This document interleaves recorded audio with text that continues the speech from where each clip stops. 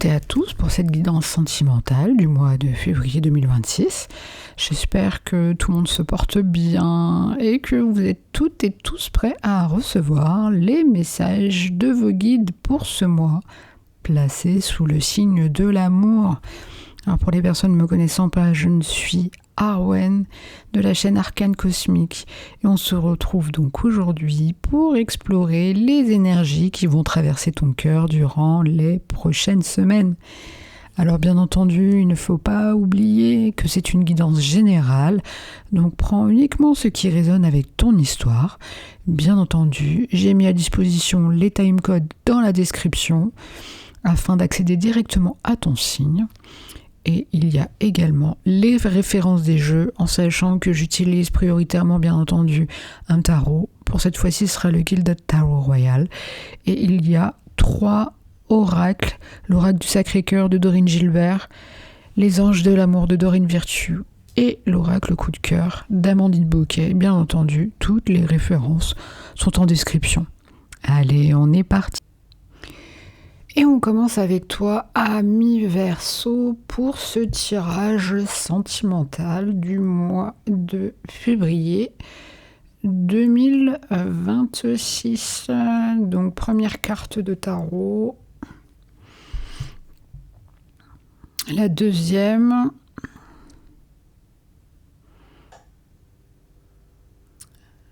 La troisième. Donc, comme j'expliquais, au niveau de l'intro, il y aura donc 3 parties.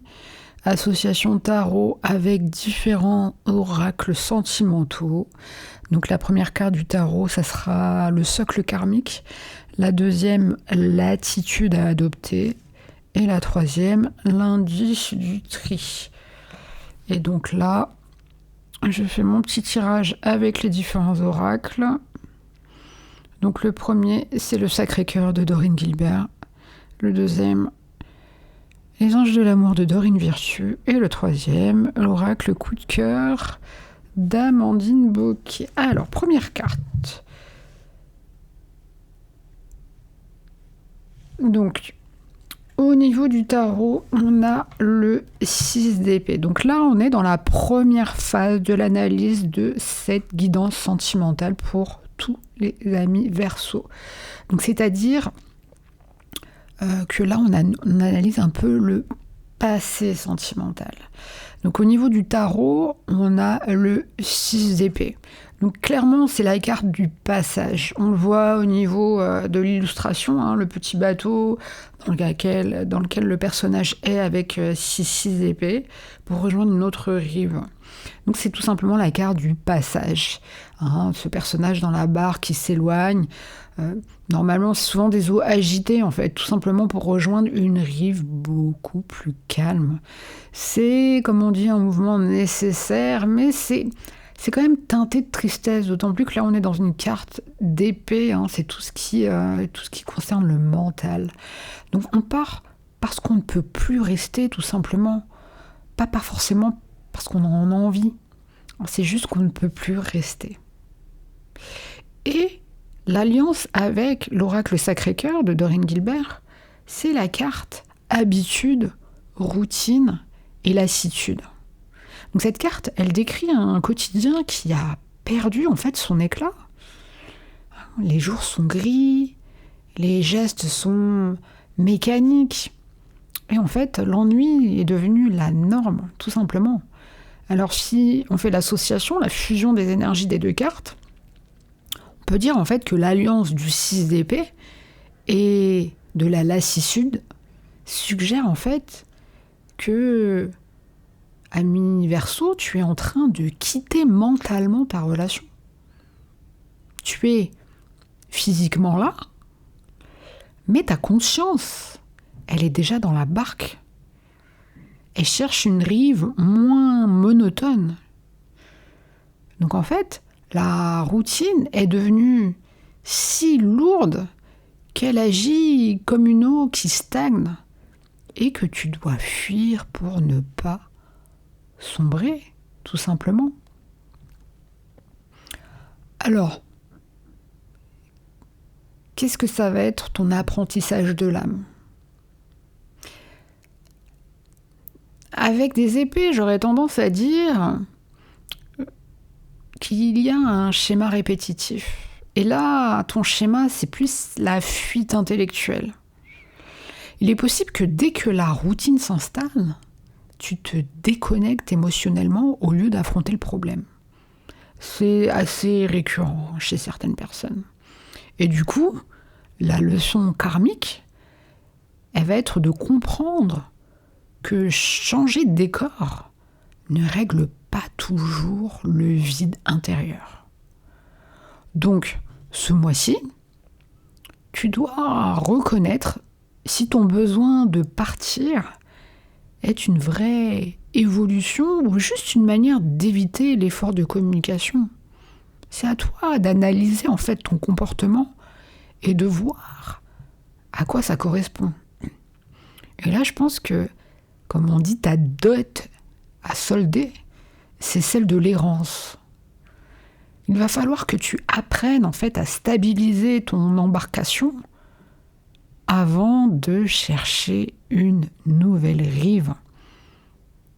Ton apprentissage, c'est que tout simplement, il ne faut pas fuir la lassitude, tu dois la transformer. Allez, on passe sur la suite des cartes. Alors là, on a le 10 de coupe au niveau du tarot. Très belle carte. Donc le 10 de coupe au niveau du tarot et laissez une chance à votre relation. Donc travaillez sur votre couple pour les anges de l'amour. Alors, on fait les basiques, parce qu'il y a beaucoup de personnes qui n'ont pas l'habitude de gérer ce genre de cartes. Et je trouve que c'est très intéressant, plutôt que de donner directement le résultat éventuel de la traduction, comme on dit, de ce que les guides essaient de transmettre comme message à travers les cartes. Je trouve que c'est quand même intéressant d'expliquer la signification de chaque carte et ensuite de vous expliquer l'association. Parce que l'objectif, c'est aussi que chaque personne qui regarde cette vidéo comprenne petit à petit la description, la transcription de chaque carte. Même si effectivement, les oracles, on est amené, la plupart des cartomanciennes, à en utiliser divers et variés. Il y en a tellement à travers le monde, il y en a tellement, c'est impressionnant. Par contre, un tarot, même si le graphisme est différent, la signalétique est toujours la même. Là, le 10 de coupe, quelle que soit la manière dont il est dessiné, ça sera toujours le même. Donc j'espère que petit à petit, chaque personne qui regardera cette vidéo commencera à comprendre la signification des cartes. Et en fait, à force de comprendre, on décrypte plus facilement et on intègre plus facilement. Allez, on reprend. Donc le 10 de coupe, voilà, clairement, c'est une très belle carte. C'est l'image du bonheur familial et le bonheur affectif total. Il y a un arc-en-ciel, ça fait penser à la joie, ça fait penser au partage, ça fait penser à la plénitude. C'est ni plus ni moins que l'aboutissement émotionnel où l'on se sent enfin, comme on dit, à la maison. Et pour l'oracle, donc les anges de l'amour, laissez une chance à votre relation, c'est un conseil qui demande de l'investissement. En fait, il dit que le 10 de coupe est possible, mais qu'il ne tombera pas du ciel sans un effort de reconstruction. Ça me paraît normal, quel que soit le tirage, quel que soit l'objectif pour avoir des messages, si on reste, comme on dit, au fond de son canapé à croiser les bras, il ne se passera rien. Donc si on fusionne l'énergie des deux cartes, le 10 de coupe, en fait, il agit comme le phare que tu dois viser avec ta barque du 6 d'épée. C'est-à-dire que, comme on l'a dit tout à l'heure, au lieu de fuir loin de ta routine, on te demande de naviguer tout simplement vers cette carte, ce qu'elle symbolise, le bonheur. Donc l'effort de travailler sur le couple, ton couple, ou tes ressentis sentimentaux, alors des fois on n'est pas forcément en couple, mais on a des tracas au niveau relationnel, c'est ce qui va te permettre de transformer l'eau trouble en arc-en-ciel, tout simplement. Alors, là, on est dans la phase du présent, quelle est l'action en fait que tu vas pouvoir mettre en œuvre pour attirer l'harmonie? Comment canaliser tout ça? En choisissant tout simplement la destination plutôt que la fuite. Donc il y a 2 actions pour toi que je vois ici. D'abord, il y a une action intérieure. Demande-toi si tu peux encore visualiser un bonheur total avec ton partenaire actuel, si jamais tu es en couple. Et si la réponse est oui, tout simplement, arrête de ramer vers la sortie. Et je vois aussi une action extérieure, c'est-à-dire de prendre l'initiative de réenchanter ton foyer. Alors, comme je disais précédemment, les guidances sentimentales ne s'adressent pas uniquement aux personnes qui sont en couple, c'est aussi plus largement tout le relationnel. Donc, si tu es en famille, si tu as un compagnon, une compagne, si tu as des enfants, ça impacte l'attitude que tu vas avoir par rapport à ces personnes. Et ça marche aussi, ça intègre aussi le champ de tout le relationnel, c'est-à-dire, alors bien sûr proche, on ne va pas aller jusqu'au travail tout de même, mais ta sphère très proche au niveau amical. Donc pour l'action extérieure, là, clairement, l'attitude pour attirer l'harmonie, ça va être de traiter en fait ta relation comme un projet sacré. Il faut que tu y prennes soin, il va falloir que tu travailles dessus, que tu te poses les questions. Et du coup, il va falloir que tu sortes de ta routine, tout simplement par des projets qui visent ta stabilité émotionnelle. Comme on dit, c'est en déposant les rames de la fuite pour prendre les outils de la construction, tout simplement que l'harmonie pourra revenir. Franchement, c'est beau, Allez, on continue. Alors, la 3e carte du tarot, donc le page de bâton. Et pour l'oracle coup de cœur, on a la gestation et le ressenti. Ok. C'est pas mal. Donc là, on est dans la 3e et dernière partie. C'est-à-dire l'indice que l'univers, que les guides te donnent pour faire le tri. Et là, clairement, l'étincelle, elle est en gestation. Très très belle carte. Alors on reprend à la base, donc avec le tarot, le page de bâton. Le page de bâton, c'est la première figure dans le tarot. C'est le messager ici dans le bâton du désir et de la nouveauté. Il représente un personnage qui est assez vif, il est très jeune, assez vif, plein d'enthousiasme, plein d'envie d'explorer, de vibrer pour de nouveaux projets, mais aussi, dans le cadre sentimental, forcément pour de nouvelles rencontres aussi. Et pour l'oracle coup de cœur, on a 2 cartes, c'est délibéré, une seule ça me paraissait un peu faiblard. L'association de 2, ça donne toujours un petit peu plus d'éléments pour analyser cette dernière partie. Donc là, on a la gestation et le ressenti. Alors clairement, il y a quelque chose qui mûrit en silence avec cette carte de la gestation. Et là, le ressenti, c'est ni plus ni moins que ton intuition. Et je pense que tu captes déjà des signaux que ta raison ne veut pas encore voir. Là, on est dans la partie de ce qui va se mettre en place pour toi au niveau sentimental. On est dans la 3e partie, la partie du futur. Alors, si on fusionne les énergies, le page de bâton, comme je disais, c'est une énergie neuve qui pousse à l'intérieur de la gestation. Et par contre, ton ressenti, c'est le juge final, ni plus ni moins. Il sait si cette étincelle peut rallumer ton 10 de coupe ou si malheureusement elle t'enjoint de continuer ton voyage, tout simplement vers le voyage que tu avais commencé avec le 6 d'épée vers éventuellement une autre personne.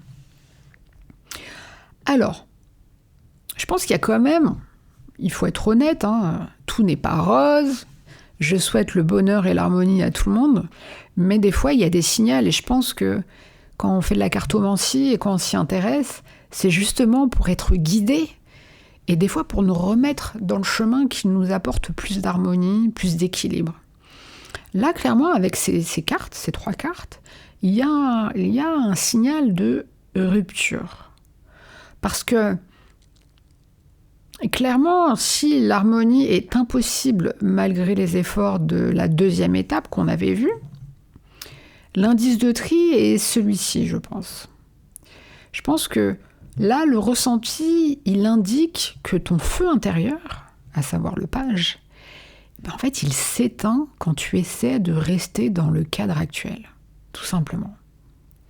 Alors, il y a 2 choses. Tout d'abord, ce que j'appellerais, on va dire, le signal, c'est que si le travail sur ton couple te pèse plus qu'il ne t'inspire, je pense qu'en fait, ton ressenti profond va être tout simplement un besoin vital de nouveauté. Et c'est pour ça, en fait, que le page de bâton, il sort. Ça veut dire que, tout simplement, le tri est validé. C'est OK pour délaisser ce que tu as et aller vers quelque chose de nouveau. Parfois, c'est nécessaire pour se sentir bien. Au niveau de l'action, je pense que l'indice pour justement partir, c'est la sensation, comme on dit, de mort créative. C'est-à-dire que si la gestation en cours, elle n'est pas équivalente au renouveau de ton couple, mais qu'elle est tout simplement en lien avec ta propre liberté individuelle, alors tout simplement ne lutte pas. Ça ne sert à rien. Des fois, il y a des signes qui te montrent que tu dois suivre ton instinct d'évolution. Des fois, on commence certaines choses et elles évoluent d'une certaine manière, mais on ne se sent pas bien. Et on a besoin de tourner la page. Alors bien entendu, c'est pas moi qui vais te dire quoi faire, c'est à toi d'analyser ton ressenti. Et là, si ton ressenti te dit que la barque du 6 d'épée doit finalement accoster sur une rive inconnue, fais confiance au page de bâton pour éclairer ton chemin. Donc en fait, tu as les différents indices pour analyser ta situation. Et en fait, c'est à toi de répondre aux petites questions qui te sont envoyées par l'univers. Et en fonction de la réponse que tu vas apporter, tu sauras quelle action mener. Tout simplement. C'est un très beau tirage. L'important dans les tirages, c'est pas, comme on dit, c'est pas le monde des bisounours, dire que tout va bien dans le meilleur des mondes. C'est justement donner des indices pour analyser ta situation et te donner les clés pour t'en sortir.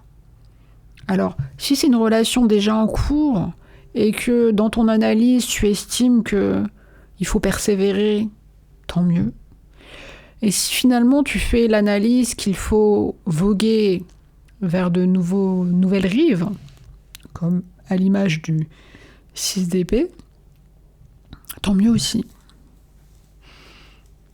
Alors je pense vraiment que c'est un mois de navigation qui va être assez délicate. Parce que tu vas, pour résumer, être tenté de partir, ou tu peux aussi avoir l'opportunité de construire un bonheur durable. En tout cas, cher ami Verseau, je te souhaite de faire l'analyse la plus sensée et la plus équilibrée pour que tu puisses trouver ton harmonie.